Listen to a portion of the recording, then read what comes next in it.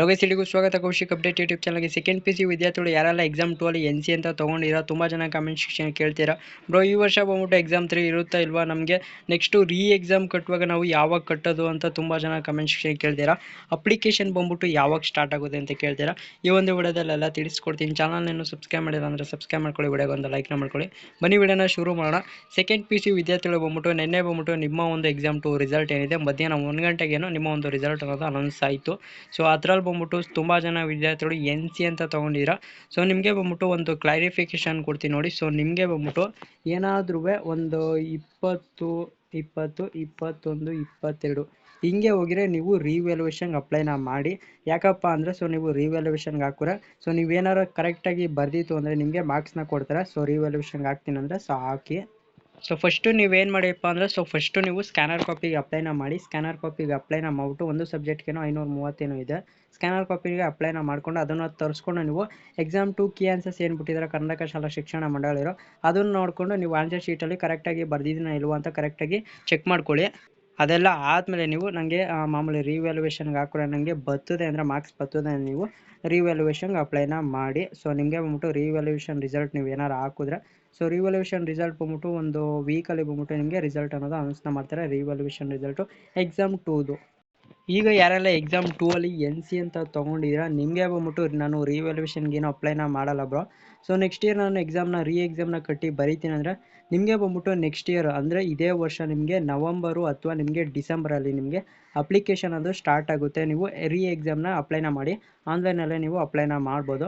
ಆನ್ಲೈನಲ್ಲಿ ಅಪ್ಲೈ ಮಾಡಿ ನೀವು ಮಾರ್ಚು ಅಂದರೆ ನೆಕ್ಸ್ಟ್ ವರ್ಷ ಬಂದ್ಬಿಟ್ಟು ಅಂದರೆ 2027ಕ್ಕೆ ಬಂದ್ಬಿಟ್ಟು 2027 ಮಾರ್ಚು ಅಥವಾ ನಿಮಗೆ ಫೆಬ್ರವರಿಯಿಂದ ಏನೋ ಸ್ಟಾರ್ಟ್ ಆಗ್ಬೋದು. ಫೆಬ್ರವರಿಯಿಂದ ನಿಮಗೆ ಎಕ್ಸಾಮ್ ಅನ್ನೋದು ಸ್ಟಾರ್ಟ್ ಆಗುತ್ತೆ. ಆವಾಗ ನೀವು ಎಕ್ಸಾಮ್ ಎಲ್ಲ ಅಪ್ಲೈನ ಮಾಡಿ ನೀವು ಎಕ್ಸಾಮ್ನ ಕಟ್ಟಿ ಬರಿಬೋದು. ಆವಾಗ ನಿಮಗೆ ಫೀಸ್ ಇರುತ್ತಾ ಇಲ್ವಾ ಅಂತ ನೀವು ಕೇಳೋದ್ರೆ ಸೊ ಕರ್ನಾಟಕ ಶಾಲಾ ಶಿಕ್ಷಣ ಮಂಡಳಿಯವರು ನೀವೇನು ಕಟ್ತೀರಲ್ವ ಎಕ್ಸಾಮ್ ಕಟ್ತೀರಲ್ವ ಡಿಸೆಂಬರ್ಗೆ ಮತ್ತು ನವಂಬರ್ಗೆ ಅಪ್ಲಿಕೇಶನ್ ಅದು ಸ್ಟಾರ್ಟ್ ಆಗುತ್ತೆ. ಆವಾಗ ಬಂದ್ಬಿಟ್ಟು ಒಂದು ಸುತ್ತೋಲೆಯನ್ನು ಬಿಡ್ತಾರೆ. ಅದರಲ್ಲಿ ಬಂದ್ಬಿಟ್ಟು ನೀವು ರಿಪೀಟರ್ಸ್ ಆಗಿರ್ತಾರೆ. ಈಗ ಯಾರೆಲ್ಲ NC ಅಂತ ತೊಗೊಂಡಿರ್ತಾರೆ ನಿಮಗೆ ಬಂದ್ಬಿಟ್ಟು ರಿಪೀಟರ್ಸ್ ಅಂತಲೇ ಕೊಡ್ತಾರೆ. ಆವಾಗ ಒಂದು ಸುತ್ತೋಲೆಯನ್ನು ಬಿಡ್ತಾರೆ. ಅದರಲ್ಲಿ ಬಂದ್ಬಿಟ್ಟು ನಿಮಗೆ ಫೀಸ್ ಇರುತ್ತಾ ಇಲ್ವಾ ಅಂತ ಸೊ ಅನೌನ್ಸ್ನ ಮಾಡ್ತಾರೆ. ಅದು ಬಂದ ತಕ್ಷಣ ನಿಮಗೆ ಇದೇ ಒಂದು ಚಾನಲ್ ಅಪ್ಡೇಟ್ನ ಮಾಡ್ಕೊಡ್ತೀನಿ. ಚಾನಲ್ನ ಸಬ್ಸ್ಕ್ರೈಬ್ ಮಾಡ್ಕೊಂಡು ಇಟ್ಕೊಳ್ಳಿ. ಮತ್ತು ಈ ವರ್ಷ ಬಂದ್ಬಿಟ್ಟು ಎಕ್ಸಾಮ್ 3 ಇರುತ್ತಾ ಇಲ್ವ ಅಂತ ತುಂಬ ಜನ ಕೇಳ್ತಿದ್ದೀರಾ. ಸೊ ಅಫಿಷಿಯಲಿಗೆ ಬಂದ್ಬಿಟ್ಟು ಈ ವರ್ಷ ಬಂದ್ಬಿಟ್ಟು ಕರ್ನಾಟಕ ಶಾಲಾ ಶಿಕ್ಷಣ ಮಂಡಳಿಯವರು ಹೇಳಿದರೆ ಈ ವರ್ಷ ಬಂದ್ಬಿಟ್ಟು ಎಕ್ಸಾಮ್ 3 ಅನ್ನೋದು ಇರೋದಿಲ್ಲ. ಯಾಕಪ್ಪ ಮಾಡೋಣ ಅಂತ ನಾನು ಆಗಲೇ ಪ್ರೀವಿಯಸ್ ವೀಡಿಯೋಸ್ ಎಲ್ಲ ಹೇಳಿದ್ದೀನಿ. ಸೊ 94% ಈ ವರ್ಷ ಬಂದಿದೆ. ಅದಕ್ಕೋಸ್ಕರ ಬಂದ್ಬಿಟ್ಟು ಎಕ್ಸಾಮ್ 3 ಅನ್ನೋದು ಇರೋದಿಲ್ಲ. ನಾನು ಆಗಲೇ ಹೇಳಿದೆ ನಿಮಗೆ ಯಾರೆಲ್ಲ ಎಕ್ಸಾಮ್ 1ರಲ್ಲಿ ಫೇಲ್ ಆಗಿರೋ ಎಕ್ಸಾಮ್ 2 ಲಾಸ್ಟ್ ಆಗಿರುತ್ತೆ ಸೊ ನೀವು ಪಾಸ್ ಮಾಡ್ಕೊಳ್ಳಿ ಅಂತ.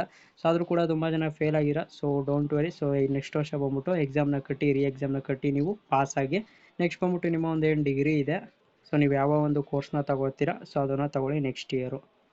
ರಿವ್ಯಾಲ್ಯೂಯೇಷನ್ಗೆ ಬಂದ್ಬಿಟ್ಟು ಹಾಗೆ ಸ್ಕ್ಯಾನರ್ ಕಾಪಿಗೆ ಬಂದ್ಬಿಟ್ಟು ಸೊ ಅಪ್ಲಿಕೇಶನ್ ಅದು ಸ್ಟಾರ್ಟ್ ಆಗಿದೆ. ನೀವೇನಾದ್ರು ರಿವ್ಯಾಲ್ಯೂಯೇಷನ್ಗೆ ಆಗ್ತೀನಿ ಅಂದರೆ ಸೊ ಬೇಗ ಹೋಗಿ ರಿವ್ಯಾಲ್ಯೂಯೇಷನ್ಗೆ ಅಪ್ಲೈನ ಮಾಡಿ. ಸ್ಕ್ಯಾನರ್ ಕಾಪಿಗೆ ಅಪ್ಲೈ ಮಾಡಿಕೊಂಡು ರಿವ್ಯಾಲ್ಯೂಯೇಷನ್ಗೆ ಬಂದ್ಬಿಟ್ಟು ನಾಳೆಯಿಂದ ಏನೋ ಸ್ಟಾರ್ಟ್ ಆಗುತ್ತೆ.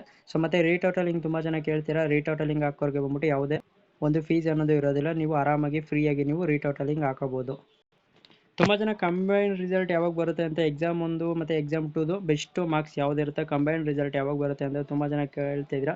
ಸೊ ಕಂಬೈನ್ಡ್ ರಿಸಲ್ಟ್ ಬಂದ್ಬಿಟ್ಟು ನಿಮಗೆ ನಿನ್ನೆ ರಿಸಲ್ಟ್ ಬಂದಿದ್ರೆ ಒಂದು ವೀಕು ಮ್ಯಾಕ್ಸಿಮಮ್ ಬಂದ್ಬಿಟ್ಟು ಒನ್ ವೀಕ್ ಅಥವಾ ಒಂದು 10 ಡೇಸಲ್ಲಿ ಬಂದ್ಬಿಟ್ಟು ಸೊ ಅವರೇ ಅನೌನ್ಸ್ನ ಮಾಡ್ತಾರೆ. ಸೊ ನಿಮಗೆ ಬಂದ್ಬಿಟ್ಟು ಈ ಒಂದು ಪತ್ರಿಕಾ ಪ್ರಕಟಣೆ ಏನೂ ಮಾಡಲ್ಲ ನಿಮಗೆ. ಸೊ ನೀವೇ ಹೋಗಿ ಬಂದಿದಾ ಇಲ್ವಾ ಅಂತ ಚೆಕ್ ಮಾಡ್ಕೋಬೇಕಾಗುತ್ತೆ. ನಿಮ್ಗೆ ಏನಾರ ಗೊತ್ತಾಗಲಿಲ್ಲ ಅಂದರೆ ಸೊ ನಾನು ಆ ಒಂದು ಕಂಬೈನ್ಡ್ ರಿಸಲ್ಟ್ ಅನೌನ್ಸ್ ಆದ ತಕ್ಷಣ ನಿಮಗೆ ಇದೇ ಒಂದು ಚಾನಲಲ್ಲಿ ತಿಳಿಸ್ಕೊಡ್ತೀನಿ. ಸೊ ಕಂಬೈನ್ಡ್ ರಿಸಲ್ಟ್ ಯಾವ ಒಂದು ವೆಬ್ಸೈಟಲ್ಲಿ ನೋಡೋದಂದರೆ ಈಗೇನು KRResult.nic ನೋಡಿದ್ರೆ ಆ ಒಂದು ವೆಬ್ಸೈಟಲ್ಲಿ ಬಿಡಲ್ಲ. ಅದಕ್ಕೆ KACAB ಅಫಿಷಿಯಲ್ ವೆಬ್ಸೈಟ್ ಇದೆ. ಅದರಲ್ಲಿ ಬಂದ್ಬಿಟ್ಟು ನಿಮ್ಮ ಒಂದು ಕಂಬೈನ್ಡ್ ರಿಸಲ್ಟ್ ಅನ್ನೋದು ಅನೌನ್ಸ್ನ ಮಾಡ್ತೀವಿ. ಈಗ ನೋಡಿದ್ರಿ ಅಲ್ವಾ ಎಕ್ಸಾಮ್ 2ದು KRResult.nic. ಸೊ ಅದರಲ್ಲಿ ಬಂದ್ಬಿಟ್ಟು ಕಂಬೈನ್ಡ್ ರಿಸಲ್ಟ್ ಅನ್ನೋದು ಅನೌನ್ಸ್ನ ಮಾಡಲ್ಲ. ಅಫಿಷಿಯಲ್ KACAB ಏನು ಅಫಿಷಿಯಲ್ ಇದೆ ಸೊ ಅದರಲ್ಲಿ ಬಂದ್ಬಿಟ್ಟು ಕಂಬೈನ್ಡ್ ರಿಸಲ್ಟ್ನ ಅನೌನ್ಸ್ನ ಮಾಡ್ತಾರೆ. ಇದಿಷ್ಟು ಸೆಕೆಂಡ್ PCU ಎಕ್ಸಾಮ್ 2 ಬಗ್ಗೆ ಮಾಹಿತಿ. ಏನೋ ಒಂದು ಡೌಟ್ ಇತ್ತು ಅಂದರೆ ಕಮೆಂಟ್ ಸೆಕ್ಷನ್ ತಿಳಿಸಿ ರಿಪ್ಲೈನ ಮಾಡ್ಕೊಡ್ತೀನಿ. ಸೊ ವಿಡಿಯೋ ಇಷ್ಟ ಆಗಿರೋ ಲೈಕ್ ಮಾಡಿ, ಶೇರ್ ಮಾಡಿ, ನಿಮ್ಮ ಫ್ರೆಂಡ್ಸ್ಗೂ ಕೂಡ ಶೇರ್ ಮಾಡಿ, ಅವ್ರಿಗೂ ಕೂಡ ತುಂಬ ಯೂಸ್ ಆಗುತ್ತೆ. ಏನೋ ಒಂದು ಡೌಟ್ ಇತ್ತು ಅಂದರೆ ಆಗಲೇ ಹೇಳ್ದಂಗೆ ಕಮೆಂಟ್ ಸೆಕ್ಷನ್ ತಿಳಿಸಿ ರಿಪ್ಲೈನ ಮಾಡ್ಕೊಡ್ತೀನಿ. ಸಿಗೋಣ ಮತ್ತೊಂದು ವಿಡಿಯೋದಲ್ಲಿ. ಎಲ್ಲರಿಗೂ ನೋಡ್ತಾರೆ Kaushik update YouTube channel. So thank you for watching.